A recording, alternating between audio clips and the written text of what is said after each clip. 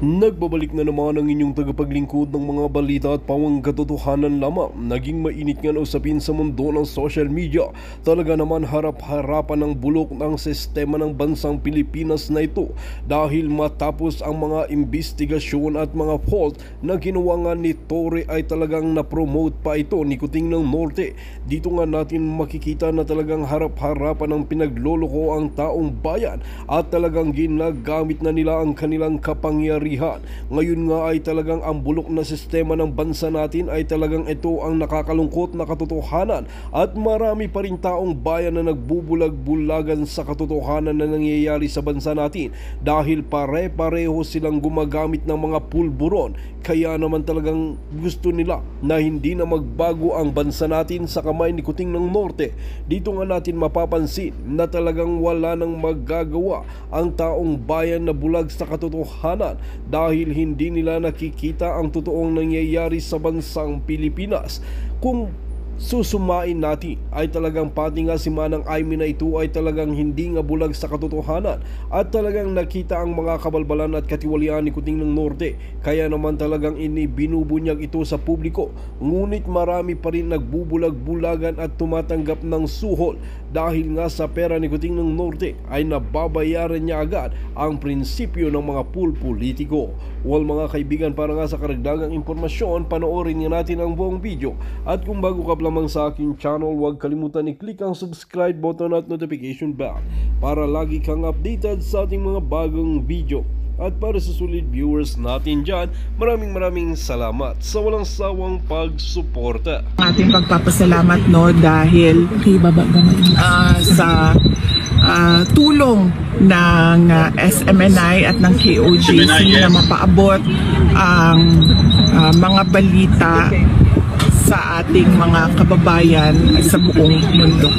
Pahabol, ma'am. Yan po mga kaibigan, nagpasalamat po si Vice President Sandro Duterte sa SMNI, sa Kingdom of Jesus, pati na po sa mga PDP laban senatoriables.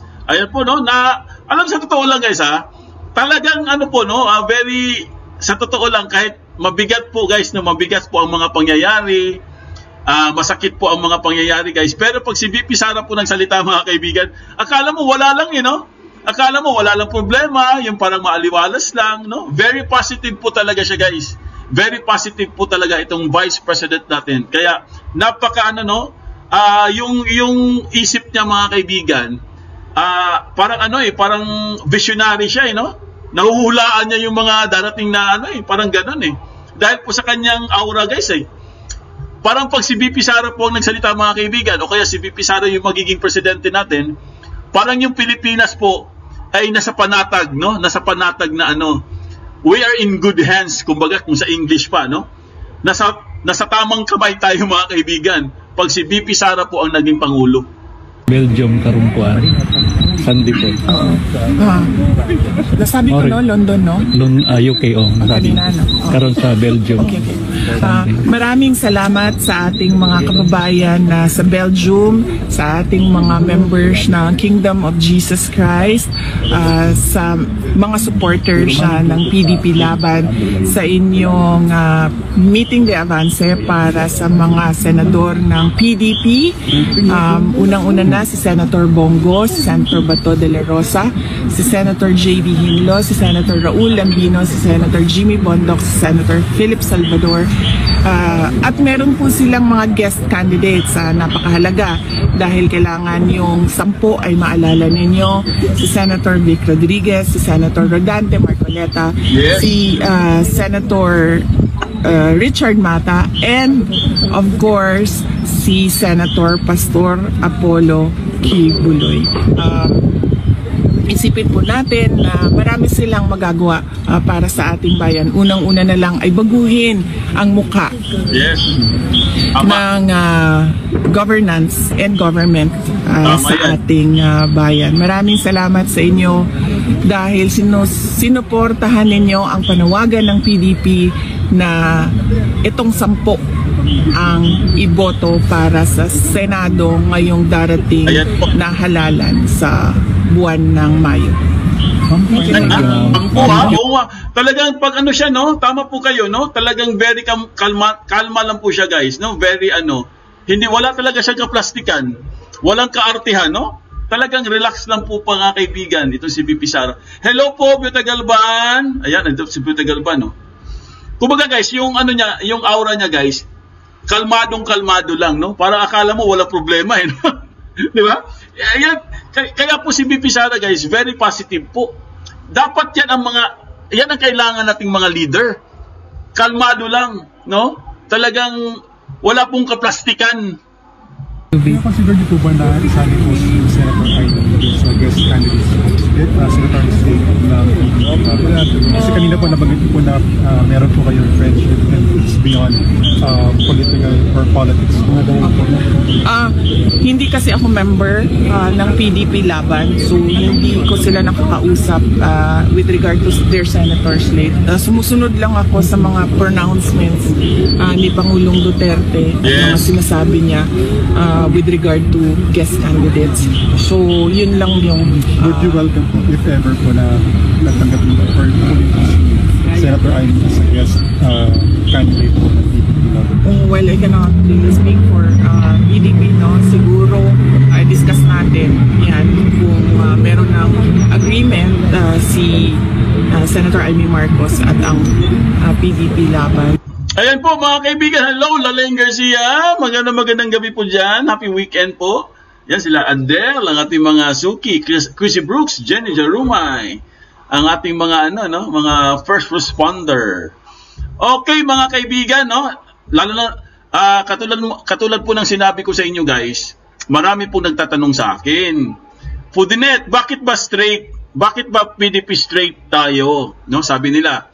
Ang tanong nila sa akin, Pudinet, bakit ba PDP vote straight tayo, no? Kumbaga guys, lahat ng PDP laban idiretso na natin, no? Panalawin na natin, guys. Ito po ang dahilan.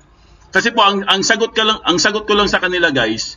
Ang palaging sagot ko sa kanila, kaya kailangan po nating iboto ang PDP kasi syempre para protection po, no, at saka support kay VP Sara. So, yan ang palagi kong sinasagot. Pero this time, guys, meron na po tayong konkreto at talagang babasahin po natin, no, itong concrete tsaka very precise na sagot kung bakit po kailangan vote straight po tayo PDP Laban. Okay, papakita ko lang sa inyo guys ha. Ito po, ayan po mga kaibigan, no? Ito po yung nakalagay kanina sa page. Lakihan lang natin para pwede niyo po ito i-screenshot guys ha. Sa ating mga kaibigan diyan, mga suki diyan, mga subscribers, mga members, para hindi po kayo malito. Pwede niyo po itong i-screenshot o kaya pwede niyo i-download or basta bahala na po kayo para makuha niyo lang po lahat ng mga pangalan pati mga numbers. Okay? Ang nakalagay po dito mga kaibigan, why straight voting for PDP Laban is the only way to save the Philippines from Marcos Araneta Romualdez hands. Ayan ha, klaro po yan ha. So ulitin ko. Di ba tinatanong niyo ako palagi, Futinet, bakit ba straight tayo PDP? Ang sagot ganito. Why straight voting for PDP Laban is the only way to save the Philippines from the Marcos Araneta Romualdez hands. Ayan ha, galing po ito sa page ha. Pero guys, tama po ito. Makes sense.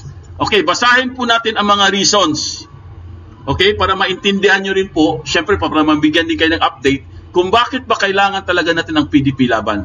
Unang rason po, ito po ha, teka lang ha, ayusin po natin. Ito po ang unang rason. Ayan. Lakihan po natin para mabasa nyo po guys. Okay, ang nakalagay dito, wait lang ha. Ang nakalagay po dito mga kaibigan, why straight voting for PDP Laban is the only way to save the Philippines from the Marcos Araneta Romualdez hands. Editorial Tio Moreno. Ayan, galing po ito kay Tio Moreno po mga kaibigan. Basahin po natin guys. Let's be real, sabi niya. Corruption in the Marcos administration isn't just bad. It's shameless. Grabe. Ang corruption daw sa Marcos administration, hindi lang po masama, hindi lang po malubha, kung hindi, nakakahiya na po. And yet, barely anyone in power dares to challenge it. Why? Because most politicians are too busy sucking up the Marcos and Romualdez for political survival. So, kung sa Tagalog pa mga kaibigan, bakit po hindi nila sinisita itong corruption po, no? Itong corruption na massive corruption, tsaka itong nakakahiyang corruption. Ang sinabi po dito ni Tio Moreno, kaya po wala pong sumisita guys, kasi nakikinabang din sila at sumisip-sip sila sa boto, no? Sip-sip boto sila mga kaibigan sa mga nakaw, sa mga korupsyon nitong mga tao na to. Kumbaga guys, para sa kanilang mga political survival. No? Kaya po kapituko sila mga kaibigan. Next, but there's one group that refuses to play along PDP laban. Okay? I get it. Like many of you, I'm not thrilled about seeing celebrities in their lineup, but let's not kid ourselves. The Marcos slate is full of incompetent showbiz personalities too. The difference, PDP laban isn't afraid to take a stand. Okay? Kasi po, yung mga bangag guys, yung mga bangag na senatorial nila, karamihan dun guys, mga celebrities. Di ba? Mga celebrities. The corruption today isn't just behind closed doors. Ha? Ang corruption daw ngayon guys, hindi po ito parang sikreto, no? Parang closed doors. It's out in the open. Ibig sabihin guys, ang corruption ngayon, harap-harapan na. Wala nang hiya, wala nang takot.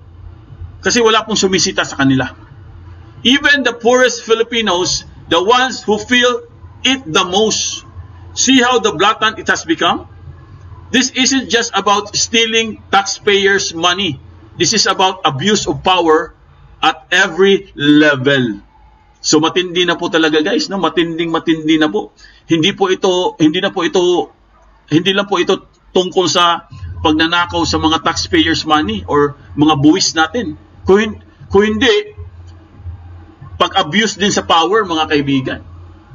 So next po tayo, next. Ayan po, ito na po ang kanyang mga reasons. Okay, basahin po natin.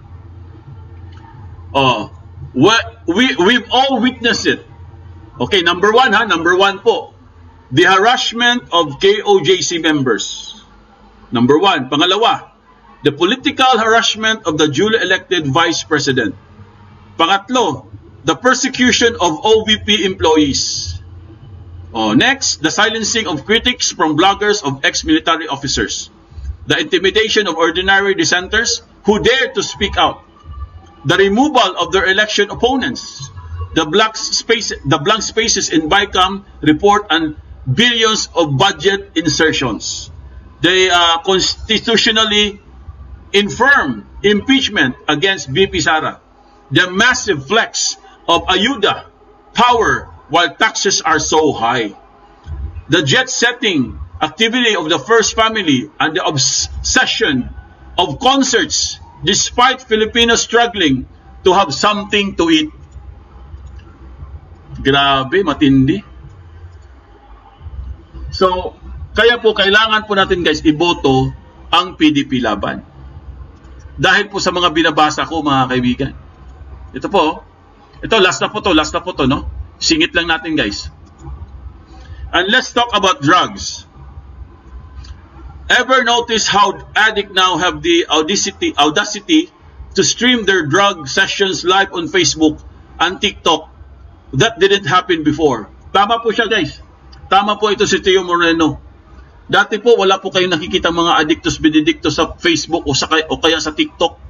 Nalantaran po nilang ginagawa yung mga session nila. Tama yun, tama. Di ba? Napapanood naman yun. Siguro naman napapanood nyo yun dati. Ngayon wala na kasi pinaghuhuli na sila. So, the street price of drugs is dropping, which only means one thing. There's a bigger supply than ever. And yet, Marcos won't even submit a simple hair follicle test. What does that tell you? Diba? Kasi ayaw niya magpa-hair follicle test. So, who's actually calling all this out? Who's standing up and filing cases against Marcos and Romualdez? Who's fighting this fight while the rest of Congress bows down? So, sino daw nakikipaglaban? Na halos karamihan po ng Congress ay talagang, kiss ass, no? Ano sila guys, mga kaibigan, himod tumbong. So, sino po nakikipaglaban? Ito po, the PDP laban, the Duterte allies. Yan po ang nakikipaglaban. Okay, ulitin ko kasi tinatanong kung sino daw nakikipaglaban.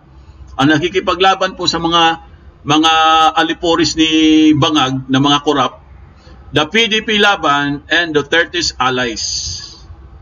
This election isn't just about picking candidates. It's about choosing between resistance or submission. A vote for PDP Laban is a vote against the Marcos, Romualdez empire and their corrupt authoritarian grip on this country. Vote wisely. Vote for those who actually have the guts to fight back. Ayan po, palakpakan po natin guys si Tio Moreno. Napakagandang statement mga kaibigan. Palakpakan nyo naman. Thank you very much, Mr. Tio Moreno. Ang galing na inyong write-ups. So, naintindihan nyo na guys. Ha? Pwede nyo pong ulitin yun, ha? Pwede nyo pong i-rewind, pwede nyo i-replay, para po, pwede nyo pakinggan, pwede nyo basahin din, kayo din, no? Basahin nyo pa ulit-ulit, para maintindihan po natin guys, kung ano ba talaga itong pinaglalaban natin. Bakit kailangan ang boto natin, straight vote PDP Laban. Yun po yun. Lahat ng binasa ko guys, yun po yung dahilan kung bakit kailangan natin ipasok sa Senado ang ating PDP Laban, mga senatorial balls. Okay? Para guys, maintindihan nyo rin. Ngayon, hindi na kayo magtatanong. Oh, wala na magtatanong ha? Hindi, marami talaga nagtatanong sa akin, lalo na sa Facebook. Fudinet, bakit straight? Oh, sa bagay, mga troll yung iba eh. Di ba? So, at least guys, ngayon, naintindihan na natin. Meron na po tayong clarity. Meron na po tayong talagang nag-set na po tayo ng goal, no? Parang nakaset na talaga yung goal natin. So, nagpapasalamat po tayo once again kay Tio Moreno. Okay. Punta na po tayo sa iba nating balita mga kaibigan. Ito po. Siyempre guys, dahil Sabado po ngayon, puro good news. Ayan po, good news ulit. Siyempre, Sabado kaya good news. Mamaya na yung mamaya na yung joke ha. Yung lap trip. Mamaya may lap trip po tayo. Good news muna tayo. Ito po mga kaibigan. Ayon po ito kay Attorney Nicholas Kaufman. Okay? Ang nakalagay po dito guys sa sa balita po, Duterte's lead counsel eyes dismissal early release in ICC case. Ibig sabihin mga kaibigan, mas maaga po ang dismissal. Okay? Galing po ito kay Attorney Kaufman basahin lang po natin guys. Ito po, the lead defense counsel of former President Rodrigo Duterte is considering the filing petitions for the dismissal of this case before the International Criminal Court, the ICC, and seeking his early release to be submitted at the appropriate time. In an interview with the reporters Monday in The Hague, Netherlands, Nicholas Kaufman said he hopes to present these petitions before September of 23 confirmation of charges hearing and the pre-trial chamber. Ibig sabihin guys, uunahan na po niya. Uunahan na po niya mga kaibigan. So hindi na po ito makakarating ng September 23 kasi ang pinaka-target guys, which is September 23, medyo matagal yun eh. Ang September po guys, ilang months pa? Nasa mga 6 months pa guys. Di ba? Nasa mga 6 months, di ba?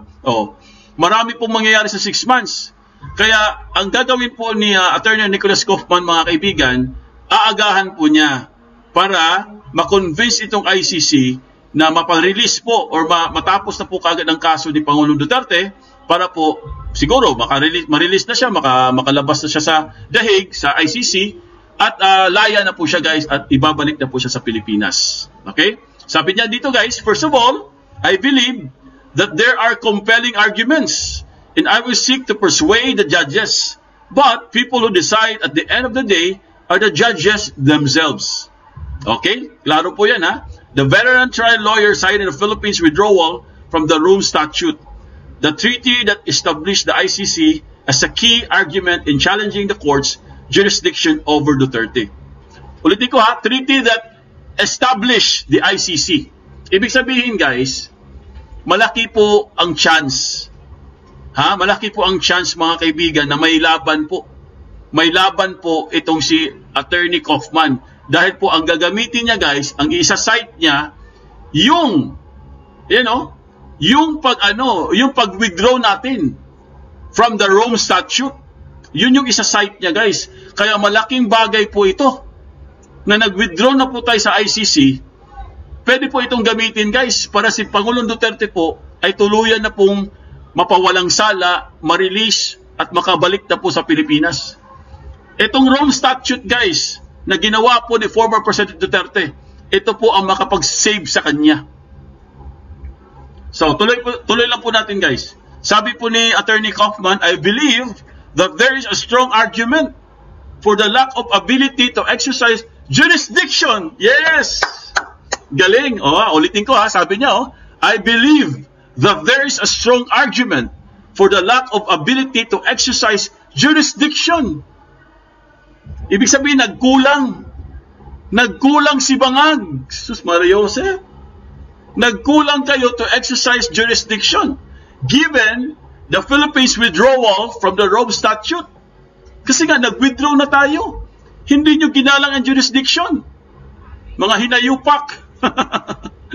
I hope that the judges will accept my submission. They might decide, obviously, that they don't want to hear in at earliest stages. Maganda na naman. Good news na naman. Kasi po, pag napayagan po ng mga judges, guys, talagang mapapaaga po ito. Siyempre, pag napaaga, guys, advantage po yan kay former President Duterte. Kasi nga, siyempre, guys, si Duterte po, may edad na 80 na siya, guys Diba? So, as soon as possible, no? Mas maganda as soon as possible. Para mga kaibigan, ang sinabi kasi ni Tatay Digong kanina, guys, gusto niyang bumalik sa Pilipinas. Siyempre, gusto niya sa Pilipinas, dito sa lupang tinubuan niya, sa lupang sinilangan niya, gusto niya dito na rin siya mag-ano, di ba? Huwag natin banggitin yun. Basta gusto po niyang bumalik sa Pilipinas.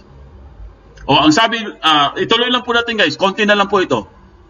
When asked whether they would also seek Duterte's temporary release while proceedings are ongoing, Kaufman said the decision would come in due time. Once again, interim release is a complex process. We're considering it and we will file it at the appropriate time. Duterte is detained at The Hague and the 40 charges of crimes against humanity for murder. Ayan po mga kaibigan. Palakpakan po natin guys si Attorney Kaufman sa kanyang napakagandang statement po. Talagang very challenging po mga kaibigan at syempre guys nagbibigay na naman po ito ng pag-asa sa lahat ng mga sumusuporta po sa ating former President Duterte. Magandang pag-asa po ito guys dahil galing na po ito mismo sa isang magiting, magaling, eksperyensyado na attorney Nicholas Kaufman. Isang international lawyer po yan, guys. Pinili talaga yan. Pinili talaga ni Vice President Sara Duterte. See? Kasi si Vice President po, matalino. Brilliant. Parang tatay niya, matalino din. You know? So, once again, guys, tayo po'y masayang-masaya dahil sunod-sunod na po ang good news. Bad news naman tayo. Ano ba yan po din pagkatapos ng good news, bad news? Okay, ito po mga kaibigan, may balita kasi kanina, no? Ito po, clarification lang po, no? Kasi ito, hindi po natin na topic. Hindi natin na topic ito kanina kasi wala pa talagang information masyado Ito po kasi yung balita kanina, no? Ipakita ko lang sa inyo. Asan na ba yun? Dito yun Wait lang guys Ipakita ko sa inyo. Para po mabigyan din kayo ng clarity, no? Wait lang guys, ayusin po natin. Kasi kanina guys, bago po tayo mag-live ng umaga ng tanghali, lumabas na 'to, nakita ko na 'to Kasi lang ayaw ko siyang i-topic. Gusto ko makakuha ng talagang makakuha ng talagang full information So ito po 'yun, no? Ayan, no? Ito po yung balita ngayon. Ngayon na po ito. Kapapasok lang po itong balita na to. Okay? Ang nakalagay dito guys, security group ni VP Sara hindi binuwag. Okay? Galing po ito sa mainstream media.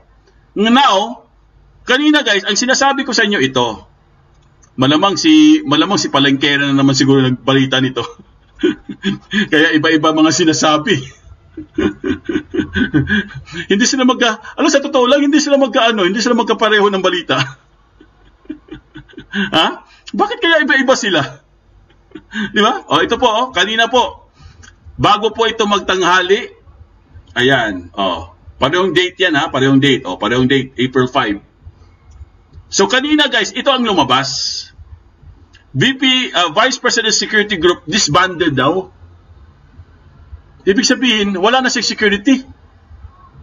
So So nagulat ang lahat. Ako, hindi ko naman na-topic ito kasi nga, syempre sabi ko sa inyo guys, wala pa akong masyadong information, ayaw ko naman mag-topic na wala tayong makikita. So ngayon, ito na nga, no? Sabi kanina, habang nagla-live tayo, binalita na po ito na disband na daw yung security group niya. Ito, basahin natin ha. Ito po yung disband. Ayan o, Vice President Security Protection Group or the VP SPG has been deactivated by Armed Forces of the Philippines. Sabi daw ni Browner. Sabi po yan sa The Manila Times.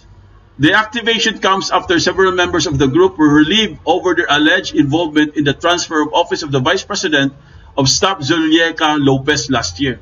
Ibig sabihin guys, kaya daw binuwag yung mga security niya dahil marami daw kasabwat doon sa mga confidential funds transfer o yung mga funds, no? Doon kay Lopez, di ba? Kay Dr. Lopez. Ngayon mga kaibigan, bigla pong binago ang balita. Bigla pong binago ang balita, guys. Ito na nga. Ito na yung balita ngayon. Oh, ayan oh. Oh, ito na. Kanina, didisband. Nagkagulo ang mga tao. 'Di ba? Nagkagulo yung mga binalita po kanina eh. Hindi lang kasi tayo hindi ko lang talaga na topic eh. Pero nagkamali sila, guys. Ewan ko kung nagkamali ba dito yung nagbabalita or baka si na naman. Ha? Kasi masyadong madaldal. Baka si na naman nagkamali. Naku, iyari. Di ba? Naalala nyo? Iba-ibang mga sinasabi. Iba ang sinabi ni Bersamin. Iba ang sinabi ni Bangag. Iba ang sinabi ni John Vic. Oh, di ba naalala nyo yan? Oh. Ito naman ngayon. Disband daw. Tapos biglang bawi. Laban. Bawi. Okay. Bakit daw hindi na-disband? Ha? Kasi kanina guys, na-disband daw dahil daw sa pera. Yung mga yung mga involved daw, mga security. Pero ngayon, bakit daw hindi nila di-disband? Kumbaga binawi nila. Ito, basahin po natin. Tignan natin kung ano po ang kanilang rason dito. Mahilig sila gumawa ng rason eh. Okay. Nilinaw, okay, basahin po natin ha. Nilinaw ng Armed Forces of the Philippines or AFP na hindi umano nila binuwag ang security group ni Vice President Sara Duterte. Oh, hindi naman daw eh. Ha? Hindi naman pala daw na-disband eh. Kayo talaga? Hindi naman pala binuwag, sabi ng AFP? Oh, sino ba kasi nagpakalat? Ha? Okay, nakalagay dito. Si inilabas na pahayag ng AFP nitong Sabado, April 5 yan ha, nilinaw nilang inaayos nila ang Vice Presidential Security Protection Group or the VP-SPG at isinailalim ito sa AFP Security Protection Group. The Armed Forces of the Philippines clarifies that the Vice President Security and Protection Group was not disbanded. Oh, hindi naman pala disbanded eh. Kayo talaga. Pero ang sinabi dito guys, makinig kayo ha, but rather reorganize. Ayun. Reorganize lang pala. Ang bilis ha. Porkit nagkamali kayo ha, reorganize ka agad ha. Ha? Oh. Kalokohan. O nga, kalokohan. Puro na lang kalokohan eh. Alona Tamayo eh. Puro na lang kalokohan eh. Ship! Sabi ni Anselmo Maghopo. Oh, ito ha, pasahin po natin. The Armed Forces of the Philippines or the AFP clarifies that the Vice Presidential Security and Protection Group or the VPSG was not disbanded, but rather reorganized into the AFP Security and Protection Group as part of our rationalization and streamlining efforts implemented in February 2025 as approved by the Department of National Defense. Oh, sabi po ng AFP, wow, mayroon pa silang streamlining ha. Oh. Layunin daw ng AFP na magkaroon ng mas matibay at nagkakaisang seguridad at protection para sa Vice Presidente. Oh, may ganun pa? Ha? Palusot pa more? Sabi ni Bitch Baltero, Palusot pa more. Pero iba sinasabi nyo kanina. Diba? Iba ang sinabi nyo kanina. Ha? Mr. Browner? Pangit ang sinabi nyo kanina. Ulitin ko ha. Ito sinabi nila kanina. Oh. Ayan oh.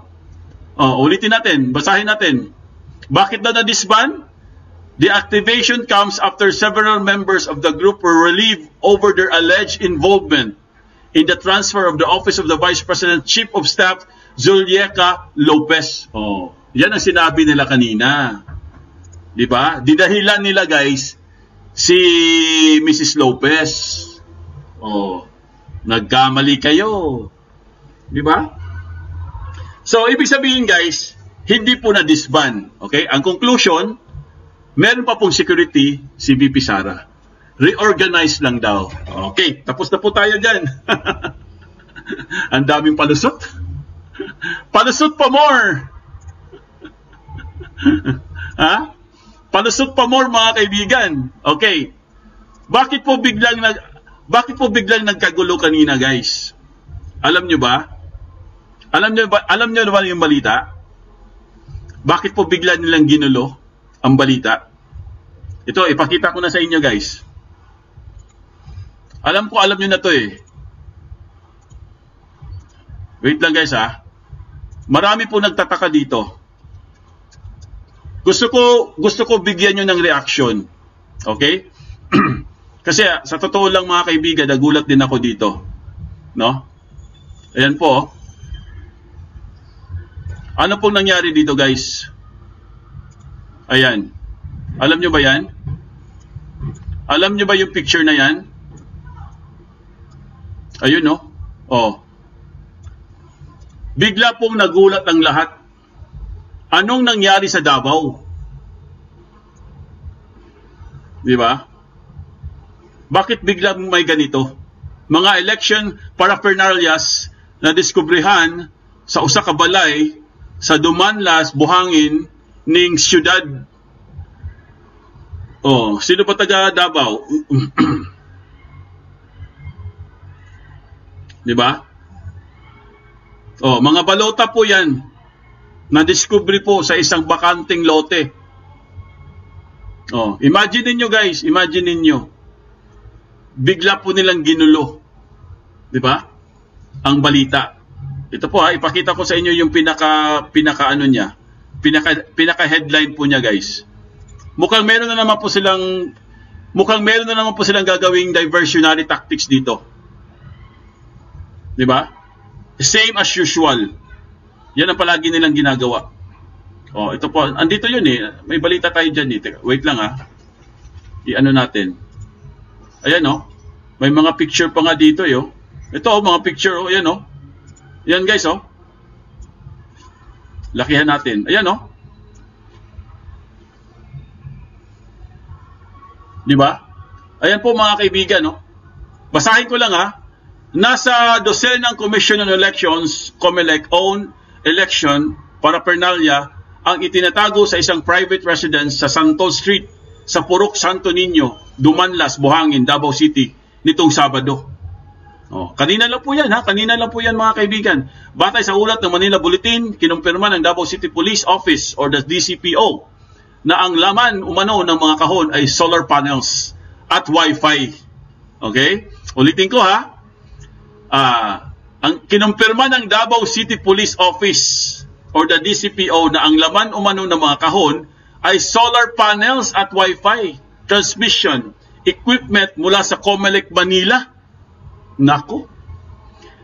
Nakalaan sa distribution ng mga ito sa mga barangay sa rehiyon ng Davao. Bukod dito, nag-deploy raw ng DCPO ng mga personnel upang i-secure ang nabanggit na mga election paraphernalia. Ayon naman sa mga residente na nabanggit sa residential area, dinala ang mga nabanggit na election equipment noon pang March 30. Nako. March 30 pa pala ito. Ha? Wala pa akong ini-imply ha. Sabi ko lang, naku. Sabi ko lang gano'n ha. Ha? Ano kaya ito guys? Ha? Ano kaya ito mga kaibigan? Ha? Kaya po, mahilig sila mag-divert eh. Di ba? Mahilig po sila mag-divert ng mga balita. Kasi po guys, timing na timing eh. Timing na timing yung balita kanina eh. Di ba? Sinabi nila na si VP Sara daw ay na-disband daw yung mga security niya. Tapos nung lumabas ito, biglang hindi daw na-disband. Oh, di ba? Sabi ko sa inyo eh. Mahilig sila mag-divert eh. So mag-ingat lang po tayo. Yan lang po talaga ang pinaka-message dyan. Mag-ingat po tayong lahat, lalo na po sa darating na Mayo. Kasi guys, ang mga kalaban po, gagawin nila lahat. Di ba? Ayuda lang eh. Di ba? Sa ayuda lang oh. Bawat service nila may ayuda, may bayad. Ilan na kayang bilyon-bilyon ang nagastos nila? Di ba? Kaya po, delikado po ito guys. Ito mga ganitong mga pangyayari. Hindi po ito yung parang joke-joke lang. Hindi po. Delikado po ito guys. Kaya po mga kaibigan, bumoto po tayo ng tama. Bumoto po tayo ng tama mga kaibigan.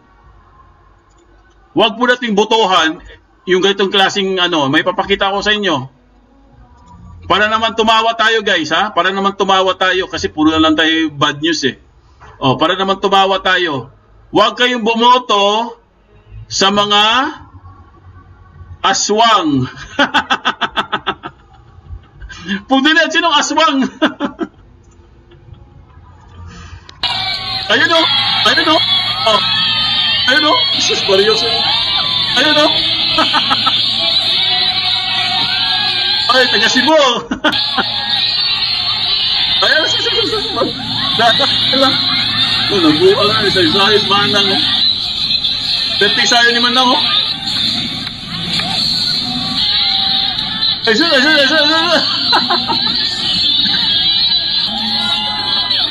Mario Joseph, Ginoo, Puragaba.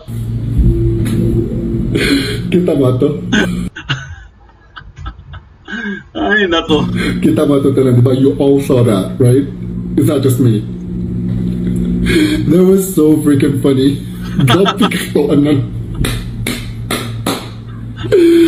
Oh my god, it was so painful to watch. It was excruciating. Paninguha yun. Paninguha yun. Oh, best friend na yan, di ba? Paninguha yun. Giatay ni sayo pa si Manang. Giatay kudasay ang saon na lang tani. Iboto nyo ba yung ganyan? Halog yun, pagpapicture-picture, gabi ka pa sa lang. Oh my god, that was the fakest shit I have ever seen in my entire life. And I have seen fake. That was probably top tier. Tatawa siya. Miss Gwendolyn Garcia, you know what? Let me tell you one thing. You will never win. You're not going to win. Ever. The Cebuanos are smarter than you think. Yes. We are not that dumb to believe your fuckery. You will never win. You wanna know why? Because people know better now. You're a traitor. You betrayed the country. You betrayed the Cebuanos. You betrayed the Dutertes. Betrayed. Tama. Binitrade talaga niya. Trinidor talaga niya. Alam mo, totoo yun eh. Trinidor niya po, mga kaibigan. Grabe. Pinabayaan niya. Kung totoosin yung anak niya, guys, kung hindi ako nagkakamali, parang sekretary yata dati ni yan eh. Naging sekretary yata ni VP Sara yan dati, yung anak niya eh. Di ba? Sekretary ba? Yung parang itong si, ano po pangalan ng anak niya? Babaeng wakwak. Oo. Traidor. Grabe. Hindi ako, sa totoo lang, ako, Cebuano ako guys no? Taga Cebu ako, kilala ko yung mga Garcia. Kasi syempre, Rama kami. Syempre, kilala ko yung mga Garcia. Pero ako, nahihiya talaga ako guys. Kasi, dati mga kaibigan, close na close yan kay... Ito ha, i-correct nyo ako, baka nagkamali lang ako. Si VP Sara po, palaging pupunta yan sa kanya. Palagi sila nagkikita. Lalo na yung anak niya. Kasi siyempre mga Cebu mga Cebuano Yun, spokesperson pala ni BP sa una. Oo, yun, si Josephine Fernandez. Thank you very much, Josephine Fernandez. Oh, spokesperson pala niya. Di ba? Dikit na dikit sa mga Duterte yan. Kita nyo naman, di ba? Kita nyo naman dati, dikit na dikit. Pero ngayon, wala. Sara Duterte, if I may add, who supported you?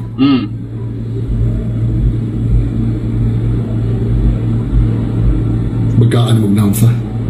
Bagaan mo. You think enough na itong ibuhat nila ni Sara na to make us believe that you guys say who you say she is? Yes. We know. We know na katong hiring-hiring about natong confidential